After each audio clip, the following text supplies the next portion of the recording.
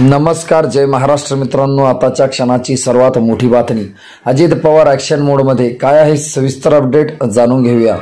बारामती तालुक्यात राष्ट्रवादी पक्षात कार्यरत असलेल्या पदाधिकाऱ्यांनी येत्या 8 दिवसात राजीनामे द्यावेत असे आदेश उपमुख्यमंत्री अजित पवार यांनी दिले. लोकसभेतील पराभवानंतर अजित पवारांच्या या असरामुळे शहर तालुक्यात आता भाकरी फिरवली जाणार असून नव्या दमाच्या पदाधिकाऱ्यांना संधी मिळणार आहे.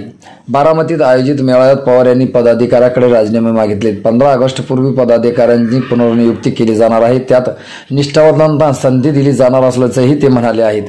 पवार हे रविवारपासून बारामती दौऱ्यावर आहेत. रविवारी त्यांनी भोकरवाडी येथे जाहीर कार्यक्रम झाला. त्यानंतर ते बाभुर्डी येथे गेले.